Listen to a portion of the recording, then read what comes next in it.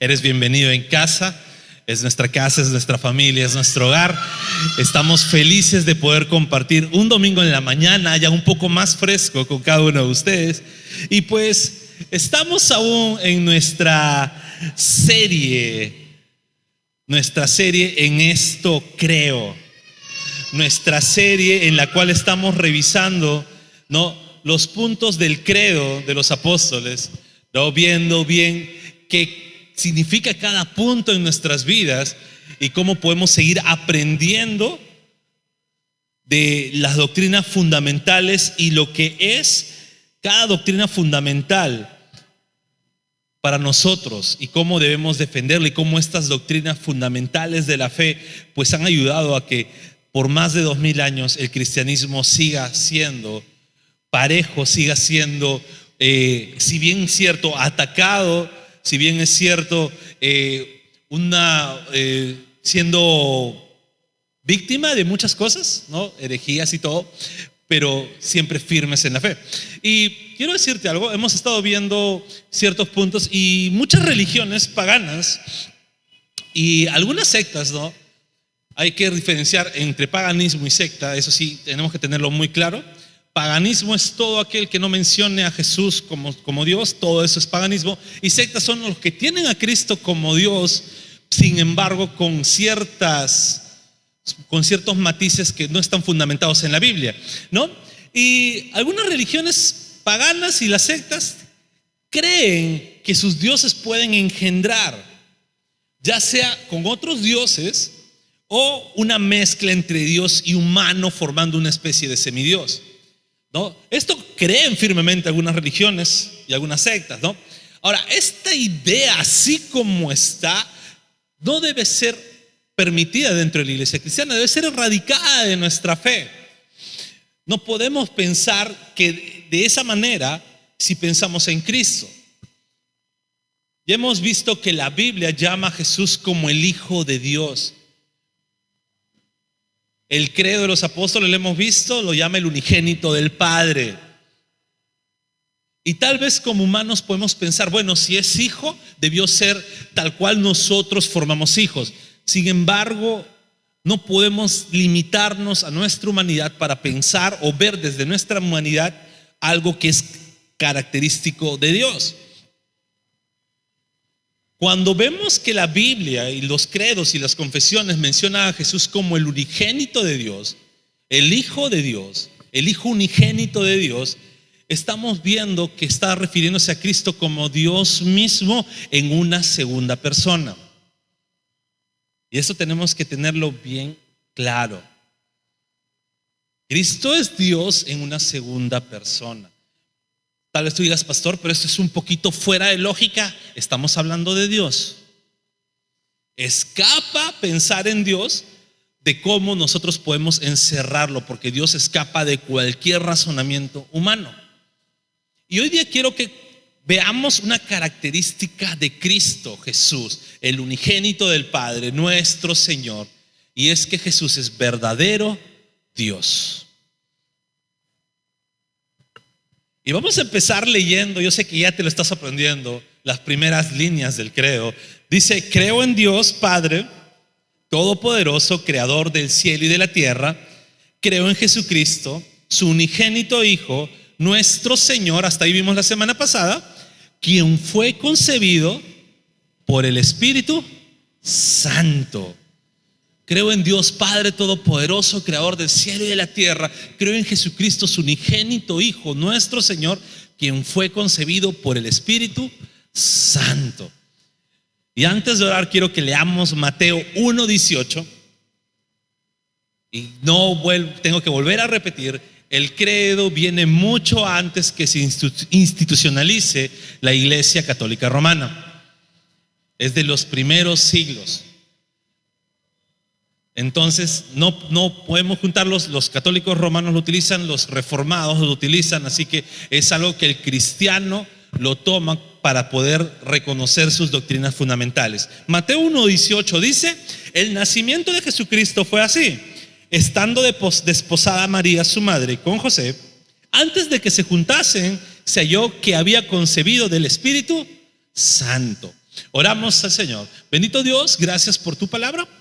Ayúdanos a entenderla, Señor, a poder hacerla parte de nosotros, y que tu palabra sea redarguyendo nuestras vidas para poder llevar a toda verdad y poder ser cada vez más como tú.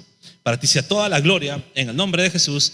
Amén y amén. Quiero explicarte algo del matrimonio judío. No creas que el matrimonio judío es tal cual tú piensas que es un matrimonio, porque nosotros pensamos en el matrimonio como una celebración bonita. Está el pastor adelante, empieza a pasar el novio, primero los pajecitos, ¿no? Luego pasa el novio con su smoking negro, su pañuelito, su florcita por ahí, y luego viene la novia y todos ven a la novia con su vestido blanco y empiezan ahí los halagos y las críticas a la novia, ¿verdad? Y el centro del matrimonio común ahora son la novia, no son la novia, es la novia. No todo el mundo espera a la novia, ¿verdad? En el matrimonio judío no era así. Habían 3 etapas. El compromiso, que esto se daba de niños. Los judíos creían que el matrimonio era tan importante que no le podían dejar a la madurez de 2 jóvenes para poder elegir sus parejas. Así que tus papás arreglaban con los papás de que iba a ser tu cónyuge y decían: oye, me parece interesante tu familia, quiero pertenecer, ¿qué te parece si juntamos a nuestros hijos cuando crezcan? Me parece perfecto, ya hacen su pacto, se dan las manos y quedan comprometidos. Ese era el matrimonio judío. En el compromiso sí podría haber ruptura. Pastor, así somos acá. No, esa es la costumbre judía. En el compromiso podría haber ruptura si cuando ya crecían alguno de los dos no quería seguir el compromiso. Era muy complicado que alguien lo rompa, pero podría haber ruptura. Pero había una segunda etapa, el desposorio. En el desposorio ya el compromiso era de matrimonio. Si uno de los dos era infiel o se lo encontraba de repente coqueteando con otra persona, era acusado de adúltero o de adúltera. Aunque no hayan todavía consumado el acto en la intimidad, el compromiso del desposorio era mucho más fuerte, ya no se podía romper. Y esta era la etapa donde estaba María, la madre de Jesús. Y luego venía el matrimonio, que era la celebración de las bodas y la consumación del acto íntimo entre los novios comprometidos. Entonces, cuando estamos viendo, y lo explico de esta manera, cuando estamos viendo cómo fue concebido Jesús, dice que María estaba desposada con José. O sea, estaban en ese periodo de compromiso. En el desposorio era donde el novio le decía a la novia, bebían una media copa de vino, cada uno un sorbo, y dejaban la copa ahí diciendo: aún no acaba nuestro compromiso, pero acá sello un pacto contigo que voy a volver por ti. Y se iba el novio a construir su casa, a hacer los arreglos de su casa, y él se rajaba para poder construir la casa donde iban a vivir. Y la novia esperaba. En esa etapa estaba María y José. No se veían, no estaban de repente como que ahí enamoraditos y que, ay, tú cruzando narices. No estaban en esa etapa de romance. Cada uno estaba por su lado, esperando el momento que José llegue. Y ahí es donde le cae la noticia a María que iba a concebir por obra del Espíritu Santo. Ahora estoy acá con personas grandes que saben cómo se fabrican niños, ¿no? Yo estoy en una trivia ahora porque la otra vez mi hija, que ya va a cumplir 11 años, me pregunta: papá, ¿cómo se hacen los niños? Y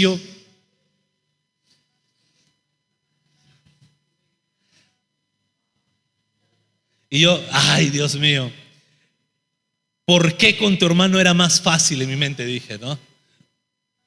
Ya, hijita, después te respondo porque eso tenemos que sentarnos bonito, le dije, ¿no? Y ya después le voy a tener que responder. Pero estoy en esa etapa con mi hija. Pero todos nosotros sabemos cómo se hace un bebé. Todos sabemos qué es lo que tiene que haber, y tiene que haber una intimación sexual entre un varón y una mujer. De nacimiento, ahora hay que aclarar, ¿verdad? Pero ahora, mira, cuando María le dice, estás embarazado, vas a quedar embarazada, ¿te imaginas qué se le habrá venido en la mente a María? Pero esto nos tiene que hacer pensar que no hubo una acción humana para que Cristo sea concebido en el vientre de María. El vientre de María fue elegido por voluntad de Dios. No hubo una acción humana, sino fue una concepción divina. El hecho de mencionar que fue concebida por el Espíritu Santo, que Cristo fue concebido por el Espíritu Santo, es una concepción divina. ¿Y cómo se dio esta concepción divina? Voy a mi primer punto. El Padre envía. Ok, recordemos, Dios es un solo Dios en tres personas, la Trinidad, Padre, Hijo, Espíritu Santo. Lo cantamos bonito en la canción que antes de la prédica. ¿Sí? El Padre envía. Hay una iniciativa divina. En conceptos teológicos se le llama el pacto eterno, donde desde la eternidad el Padre le promete al Hijo un pueblo por el cual Él tiene que ser el Salvador y Señor. Un pacto eterno. Y quiero decirte esto, cuando el Padre envía, cuando hay esa iniciativa divina, la salvación no nace de la necesidad humana, sino del corazón eterno de Dios.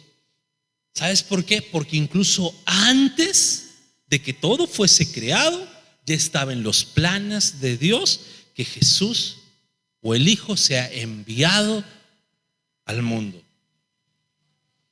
Gálatas 4, del 4 al 5, dice la palabra: pero cuando se cumplió el plazo, Dios envió a su Hijo, nacido de una mujer, nacido bajo la ley, para rescatar a los que estaban bajo la ley, a fin de que fuéramos adoptados como hijos.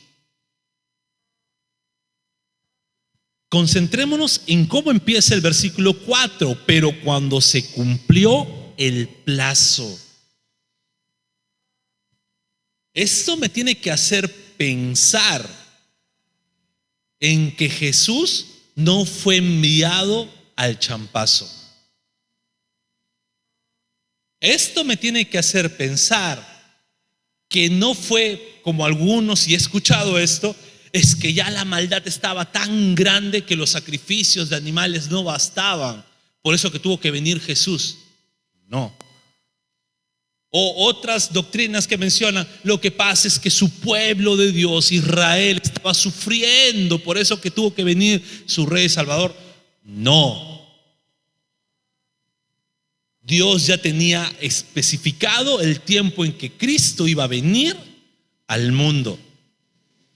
Por eso dice, cuando se cumplió el plazo, Dios envió a su Hijo. Y lo ratifica: nacido de una mujer, nacido bajo la ley. ¿Para qué? Para rescatar a los que estaban bajo la ley, a fin de que fuéramos adoptados como sus hijos. El Padre no reaccionó. El Padre diseñó, no improvisó. La salvación que tú y yo podemos gozar no es un accidente. Fue una misión dada por Dios desde su eternidad. El decir Jesús fue concebido por el Espíritu Santo es porque fue enviado por el Padre en un tiempo determinado, en un momento determinado, en una ciudad determinada, en un pueblo determinado, con una mujer determinada por Dios.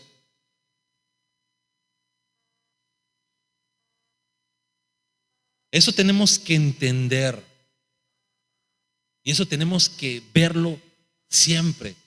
No fue un accidente de por qué Jesús vino hace un poco más de 2000 años. No fue un accidente pensar en por qué Dios tuvo que permitir que su hijo sufriera. No, fue determinado. El Padre envió. ¿Estamos? Sí, vamos al segundo punto. El hijo obedece. Y si bien es cierto, cuando pensamos en la Trinidad, a pesar que hay dos títulos que desde nuestra perspectiva, ¿no?, vemos superioridad en uno, el Padre, el Hijo, ¿no? El Hijo, siempre un hijo está sometido bajo su papá. Siempre el hijo es como que respeto a mi papá y mi papá es superior a mí. En la eternidad no es así. Las tres personas de la eternidad, de la Trinidad, son consustanciales, perfectas entre sí. Sin embargo, en medio de eso hay una sumisión del Hijo, una sumisión perfecta, en acuerdo perfecto. La naturaleza divina de Cristo no es menos Dios por obedecer, sino revela la perfecta unidad dentro de la Trinidad. Hay una perfecta unidad. No son tres dioses en los cuales cada uno pelea por hacer su voluntad. Es un solo Dios donde en las tres personas hay una perfecta unidad. Y eso es lo que revela que el Hijo obedece, esa sumisión perfecta. Hebreos 10 del 5 al 7 dice: por eso, al entrar al mundo, Cristo dijo: a ti no te complacen sacrificios ni ofrendas. Y escuchen esta parte que es hermosa. En su lugar me preparaste un cuerpo. No te agradaron ni los holocaustos ni sacrificios por el pecado. Por eso dije: aquí me tienes, como está escrito en el libro. He venido, oh Dios, a hacer tu voluntad.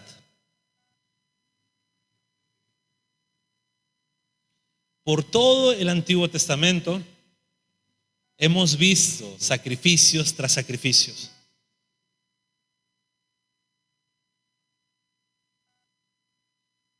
Hoy día no sacrificamos animales no porque nos digan: oye, ¿sabes qué? Qué malo, no, pobrecito las ovejitas.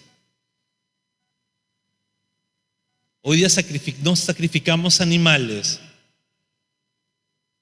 porque el sacrificio de un animal no complacía la necesidad de acabar con el pecado que tenía el Padre. Cubría momentáneamente el pecado, pero no era lo que el Padre de verdad cubría con totalidad. ¿Por qué?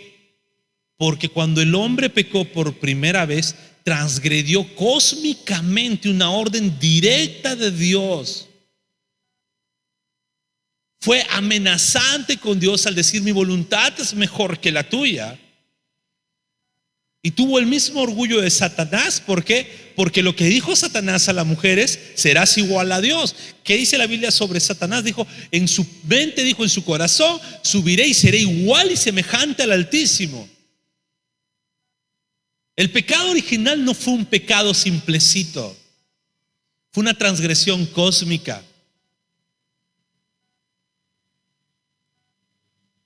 Es por ello que, si bien es cierto, los sacrificios de animales cubrían momentáneamente, era una representación del sacrificio que Cristo iba a hacer. ¿Y qué dice? Me preparaste un cuerpo en lugar de sacrificios. Luego, ¿qué más dice Jesús?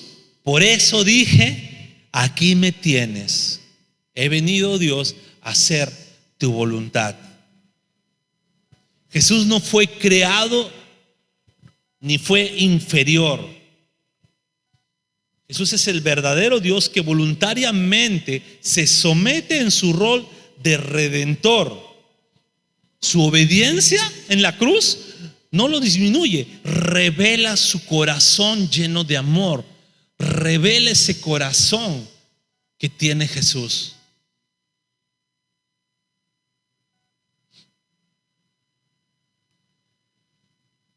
Jesús no fue creado como tú y yo, donde hubo una acción de dos seres humanos, nuestros papás y mamás, sino es el Espíritu Santo preparándole un cuerpo, y donde Jesús dijo: aquí estaré y aquí me entregaré voluntariamente. Y me voy a mi último punto.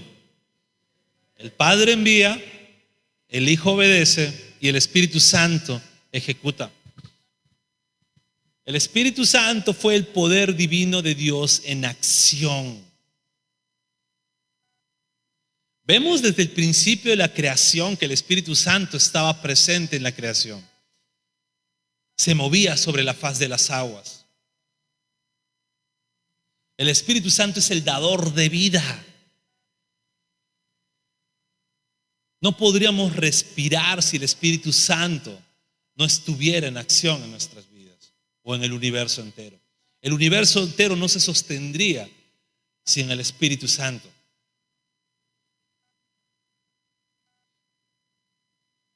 Y toda la obra es de Dios, de principio a fin, la concepción de Cristo.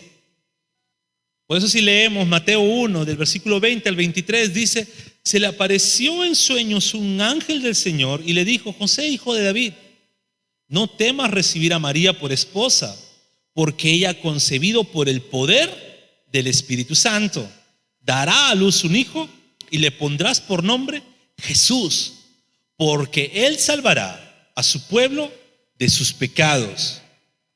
Todo esto sucedió para que se cumpliere lo que el Señor había dicho por medio del profeta: la virgen concebirá y dará a luz un hijo y lo llamarán Emmanuel, que significa Dios con nosotros. ¿Se acuerdan lo que dije al inicio? José estaba en qué etapa del desposorio con María, ¿verdad? Estaban comprometidos, ¿no? Ya se iban a casar, tal vez había la fecha de matrimonio, tal vez estaban los partes ya estaban los pajes separados, el local, el catering, la comida lista. Todo estaba listo. Y luego llega a los oídos de José: María está embarazada.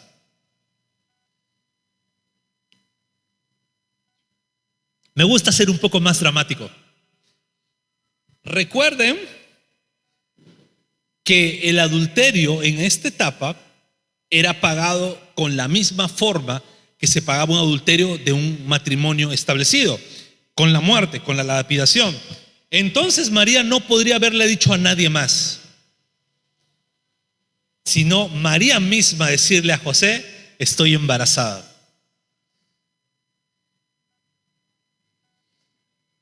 Hombres, ¿qué pasaría si su esposa le dice eso? Y ustedes dicen: ¿pero desde cuándo?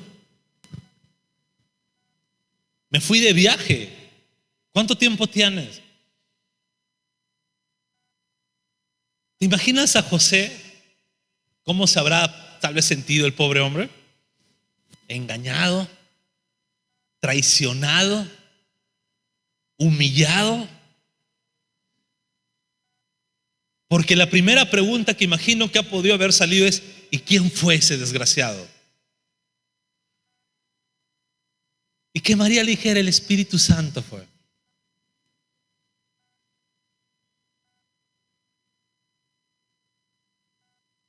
Pero José, siendo justo, no entendiendo tal vez, pero viendo que María había mencionado al Espíritu de Dios y que tal vez podría ser algo que él no entendía en ese momento, pensó dejarla en secreto. ¿Para qué? Para que él asumiera incluso la culpa de decir: yo abandoné. Y pensó dejarla en secreto. hasta que el ángel se le apareció y le dijo, fue concebida por el Espíritu de Dios. Y el ángel le da instrucciones, le dice, le pondrás por nombre Jesús. Jesús, por si no lo sabías, en hebreo es, algunos le dicen Yeshua, otros le dicen Joshua o Yehoshua, que es el mismo nombre que decir Josué, que significa Jehová salva o Dios salva. Jesús ya es una, vamos a decir, una adaptación al griego del nombre de Cristo. Pastor, entonces debemos decir Yeshua, si quieres. ¿Está mal decir Jesús? No. Pero yo he escuchado a los hermanos que no les hagas caso. Si alguien te quiere decir que está mal decir Jesús porque tienes que decir Yeshua, esa persona no es fan de Cristo, es fan de un país. Y fan de una facción o de una cultura, pero no es un seguidor de Cristo. Por eso soy radical de decirles no les sigan, no les hagan caso. ¿Ok? Entonces, y luego dice la Virgen, ¿cuál era la profecía? La Virgen concebirá y dará a luz un hijo y lo llamarán Emmanuel, que significa Dios con nosotros. Cuando el Espíritu Santo permite que Cristo sea concebido en el vientre de María y le vuelve a decir a José que su esposa está embarazada por el Espíritu Santo y dice, será Emmanuel, Dios con nosotros, está aceptando, está poniendo en verdad que Cristo es Dios verdadero. ¿Por qué? Porque su concepción fue completamente divina, sin acción humana. Pero no solamente ello, sino también aquel que estaba en el vientre de María era Dios. Era verdaderamente Dios. ¿Quién estaba? Y quiero que me respondas con fuerza. ¿Quién estaba en el vientre de María? Quédate con eso. ¿Quién está en el vientre de María? Con fuerza, no toma desayuno. ¿Quién estaba en el vientre de María? Quédense con eso porque la próxima semana el mensaje va a tratar mucho de eso. ¿Ok? Ahora, desde ese primer instante en el vientre de María, Jesús no estaba llegando a ser Dios. Ya era Dios en el vientre de María. No era que el niño mientras que estaba en el vientre aún no era Dios, cuando nació recién lo poseyó Dios. No, ya era Dios desde la concepción. No era que en el bautismo recién ahí fue adoptado por... No. Ya era Dios desde la concepción. Y es necesario hacer énfasis en esto porque por todos los siglos de la iglesia cristiana ha habido ataques con respecto a esta doctrina. Ya la próxima semana hablaremos un poco más de ello. Pero ha habido ataques con respecto a esta doctrina. Entonces, el Espíritu Santo no es una fuerza impersonal, es Dios actuando. Y en Jesús ha actuado desde la concepción, todo el proceso, hasta la resurrección. Ha estado un efecto divino en Cristo. Entonces, cuando vemos que fue concebido por el Espíritu Santo, estamos aceptando que Jesús es verdaderamente Dios, es un Dios verdadero. Y quiero ir terminando con eso. Esto puede sonar y decir, no, ¿sabes qué? Suena bastante profundo, suena muy teológico, hay cosas que tal vez me perdí, puedes preguntarme después, pero a final de cuentas todo esto, el misterio de la encarnación de Cristo es muy cercano. ¿Sabes por qué? Porque Jesús no se queda en conceptos, Jesús no se queda en teoría. Jesús es cercano a las personas. Jesús se acerca a las personas. Entender que Jesús ha sido concebido por el Espíritu Santo me demarca que no está, o su vida no fue afectada por el pecado original ni por el error humano, tampoco por una historia rota. Cada uno de nosotros al nacer podríamos decir que tenemos ese defecto de fábrica que se llama pecado original. Incluso desde que nuestros padres conciben, nacemos con ello. Jesús no, porque su concepción fue completamente divina. El origen de Cristo fue santo, puro, divino. Y esto es importante, ¿sabes por qué? Porque muchos de los que estamos aquí venimos con historias distintas. ¿Sabes? Puedes venir con culpa de cualquier cosa. ¿Tuviste un pasado terrible? ¿Cometiste muchos errores? Tal vez vienes con traumas de la niñez. Tal vez vienes con muchas decepciones, qué sé yo. Tal vez otros vienen luchando con ansiedad, cansancio, frustración, depresión, pensamientos suicidas y tal vez un montón de cosas que se te vienen por la mente.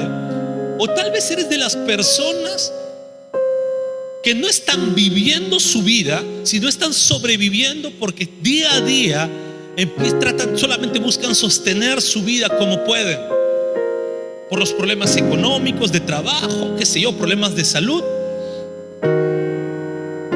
Es por ello que en medio de todo aparece Cristo en la ecuación, no como alguien distante, sino como alguien cercano que, como siendo Dios, entró como nosotros a este mundo, concebido en un vientre, nacido por mujer,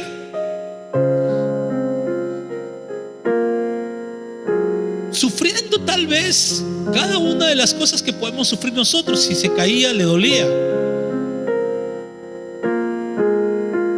Sentimientos de apego. En su etapa de infancia tal vez lloraba porque tenía hambre. Vemos cuando fue tentado luego de 40 días en el desierto, dice la palabra que sintió hambre, porque él padecía lo que nosotros podíamos padecer. No está lejano, y él puede entender cada uno de nuestros problemas. Entender esto nos debe hacer más cercanos a Jesús. Y quiero decirte eso: el mismo Espíritu que concibió a Cristo en el vientre de su madre no dejó la obra al medias.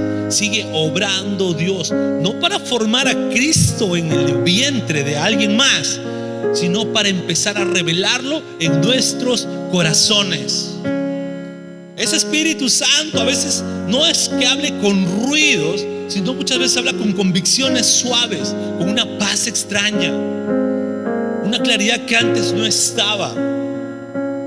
Podíamos haber visto a Cristo en películas, haberlo visto en el colegio, haberlo visto en cualquier otro lugar, pero es el Espíritu Santo quien concibe a Cristo en nuestros corazones, revelando lo que Él hizo. El Espíritu Santo nos muestra quién es Jesús. Jesús es verdadero Dios en nuestras vidas, y es el Espíritu Santo que puede mostrarlo a nosotros. No podemos entender a Cristo si es el Espíritu Santo quien no nos lo muestra. No podemos entender a Cristo, conocer a Cristo, si el Espíritu Santo no quita la venda de nuestros ojos.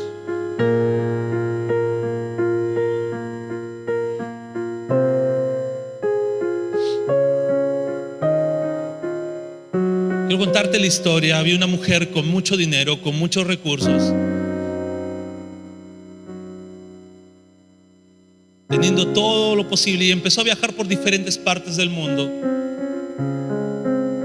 pero no disfrutaba nada. ¿Sabes por qué?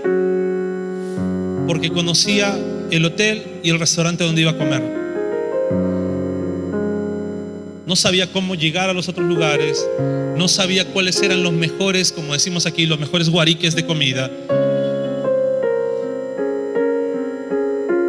Hasta que conoció una persona, y esta persona le dijo: te estás perdiendo de mucho. Yo te voy a enseñar exactamente cada uno de los lugares que necesitas conocer, de cada ciudad a la que estás yendo. Y esta mujer empezó a viajar con esta persona, y esta persona le mostraba cada detalle, cada cosa, le explicaba cómo fue construido tal vez el centro de la ciudad, cada monumento, lo llevaba a museos, le explicaba todo, y esta mujer se maravillaba porque alguien le estaba revelando lo que ella antes no entendía. Es así nuestra vida antes de que el Señor llegue a nosotros. Porque podemos conocer de Jesús, podemos ver a Jesús en películas, podemos llorar cuando vemos la pasión de Cristo en Semana Santa, podemos estar llorando ahora viendo la última temporada de The Chosen, ¿verdad? Podemos estar viendo así, pero si el Espíritu Santo no nos guía a la verdad de Cristo, no conocemos de verdad a nuestro Salvador, a nuestro verdadero Dios. Es el Espíritu Santo, como ese guía que le enseñaba a la mujer cada detalle, que día a día nos enseña cada detalle de nuestro Salvador. Cuando vamos a la Biblia ya no vemos solamente historias, nos vemos a Cristo revelado en cada historia. Cuando escuchamos un mensaje, ya no nos centramos en lo que el Señor hace para nosotros, sino en lo que el Señor hizo por nosotros, glorificando a Cristo. Ya no nos vemos como un centro, sino vemos a Cristo como centro.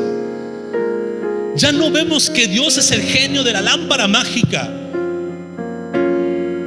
que debe rendirse a nuestras oraciones, y que si no cumple nuestras oraciones nosotros podemos irnos de la iglesia.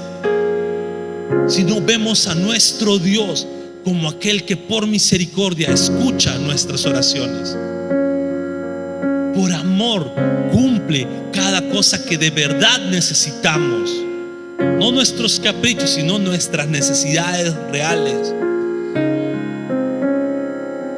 Ahora, quiero invitarte a algo bien sencillo, pero profundo.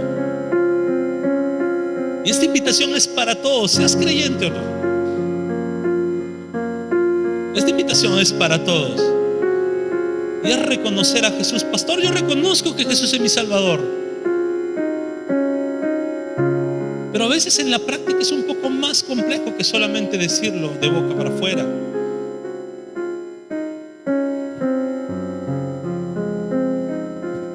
Porque en la práctica es reconocer que si estamos cansados, Dios es quien nos sostiene. Si estamos en culpa, Dios es quien nos perdona. Si estamos perdidos, es Dios quien nos guía. No tenemos que nosotros intentar arreglar nuestras vidas. Venimos a Él para que Dios nos arregle la vida. No intentamos nosotros, no, venimos a Dios rotos, destrozados, con culpa, con pecado, postrados, tal vez sin solución.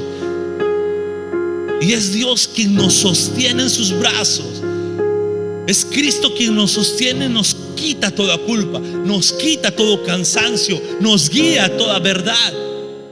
Si en medio de la situación que estamos empezamos a reconocer que Jesús no es solamente un personaje, sino verdadero Dios,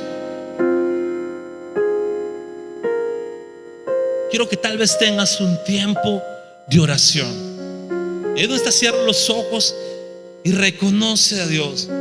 Dile: Señor, quiero reconocerte en mi cansancio, quiero reconocerte en mi culpa, quiero reconocerte cuando estoy perdido, quiero reconocerte cuando fallo, porque sé que tú me perdonas. Y quiero decirte, no necesitas hacer una oración perfecta, sino tener un corazón sincero delante de Dios. No necesitamos ser los más grandes teólogos, sino tener corazones sinceros delante de Dios. Necesitamos reconocer que Jesús es verdadero Dios, concebido por el Espíritu Santo y hoy por hoy revelado a nuestros corazones. Ten este tiempo donde puedas orarla, Señor. Te damos las gracias, Señor, porque eres bueno en nuestras vidas. Espíritu Santo, tú permites que podamos conocer a nuestro Salvador. Quitas toda venda de nuestros ojos, quitas toda culpa que no nos permite avanzar y nos das fuerzas a pesar que estamos postrados y rotos. Gracias te damos, Señor, porque podemos conocerte. Tú no te alejas de nosotros, sino tú te acercas a cumplir tu propósito en nuestras vidas.